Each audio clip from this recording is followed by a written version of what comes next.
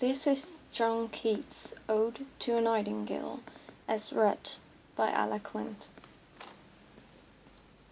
My heart aches, and a drowsy numbness pains my sense, as though of hemlock I had drunk, or emptied some dull opiate to the drains.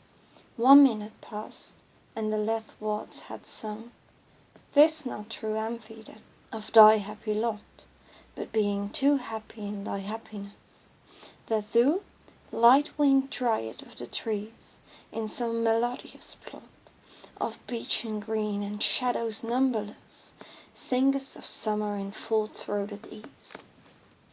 Oh, for a draught of vintage that had been cooled a long age in the deep delved earth, tasting of flora and the country green, dance and provençal song, and sunburnt mirth, for a beaker full of the warm south, full of the true, the blushful hippocrene, with beaded bubbles winking at the brim, and purple-stained mouth, that I might drink, and leave the world unseen, and with thee fade away into forests dim.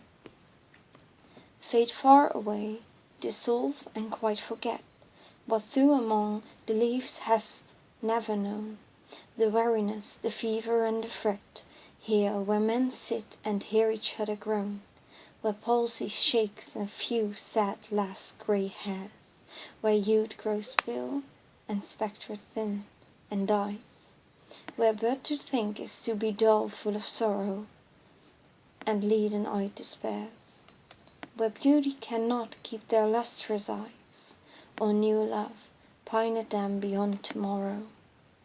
Away, away, for I will fly to thee, not charioted by Bacchus and his bards, but on the viewless wings of Pussy. Through the dull brain perplexes and retards. Already with thee tender is the night, and haply the queen moon is on her throne, clustered around by her all-starry face. But here there is no light, save what from heaven is with the breezes blown, through vanderous glooms and winding mossy ways. I cannot see what flowers are at my feet, nor what soft incense hangs upon the boughs, but in embalmed darkness guess each sweet, wherewith the seasonable month endows the grass, the thicket, and the fruit tree wild, white hawthorn, and the pestiferous eglantine, fast fading violets covered up in leaves, and mid May's eldest child, the coming musk rose, full of dewy wine, the murmurous haunt of flies on summer eves. Darkling, I listen, and for many a time I have been half in love with easeful death, calling him soft names in many a mused rhyme, to take into the air my quiet breath. Now more than ever seems it rich to die, to seize upon the midnight with no pain, while thou art pouring forth thy solid rod in such an ecstasy.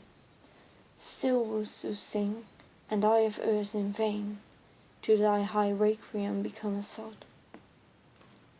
Thou wast not born for that immortal burl. No hungry generations tread thee down. The voice I hear this passing night was heard, in ancient days, by emperor and clown.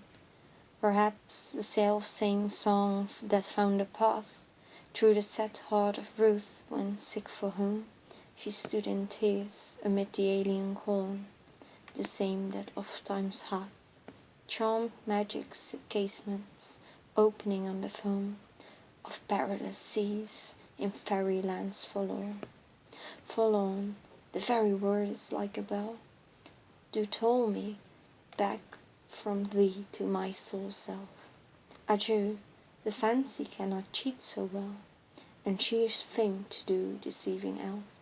Adieu, adieu, thy plaintive anthem fades, past the near meadows, over the still stream, up the hillside, and out this buried deep, in the next valley glades.